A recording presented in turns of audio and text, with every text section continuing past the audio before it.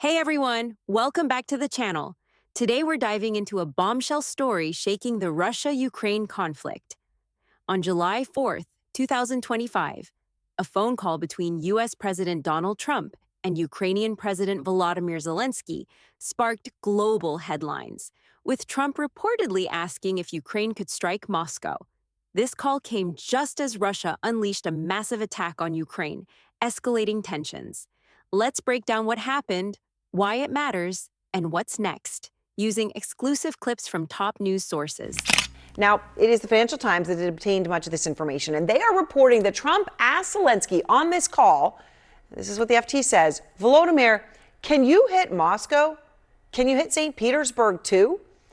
The FT says this is according to multiple people familiar with the call, sources who tell the FT that Zelensky then responded, absolutely, we can if you give us the weapons.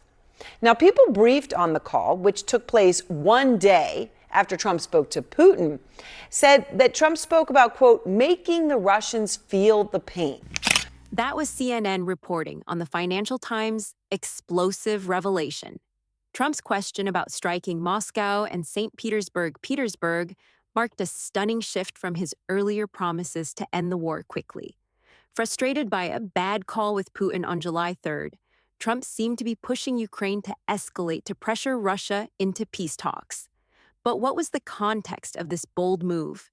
Let's look at the situation on the ground. Russia's response to Trump's pressure was immediate and brutal.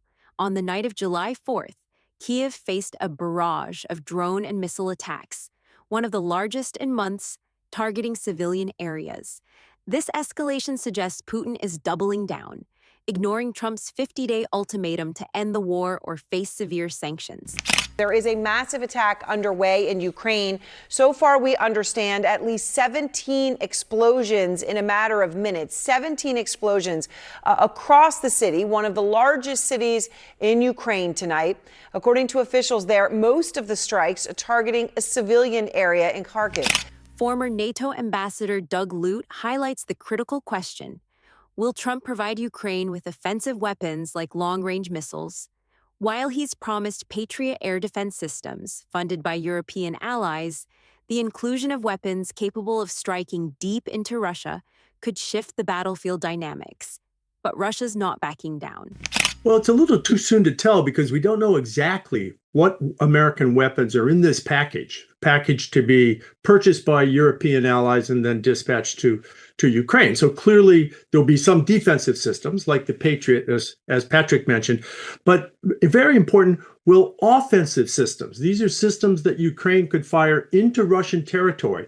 Will those also be included? Because any effective air defense program features not only defensive systems, but the systems capable of taking on the launch sites of the Russian missiles, drones, and rockets. So there's Moscow's shrugging off Trump's threats, with officials like Sergei Lavrov and Dmitry Medvedev dismissing the 50-day deadline as theatrical.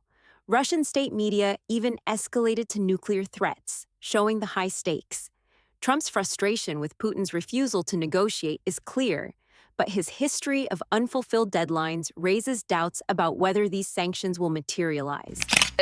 The Russian side says it's not surprised.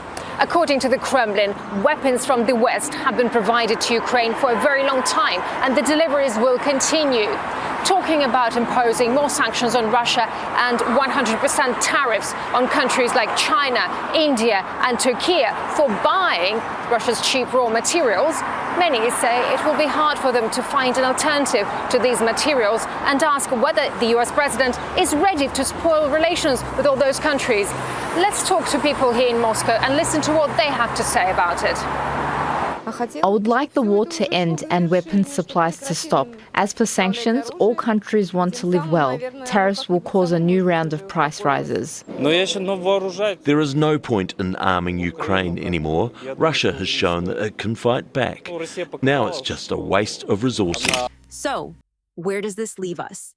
Trump's pushing Ukraine to hit harder, but Russia's hitting back even harder. With 50 days until Trump's deadline, the world's watching to see if he follows through or if this is another empty promise. What do you think? Will this lead to peace or a bigger war? Drop your thoughts below, and don't forget to like and subscribe for more updates on this unfolding crisis.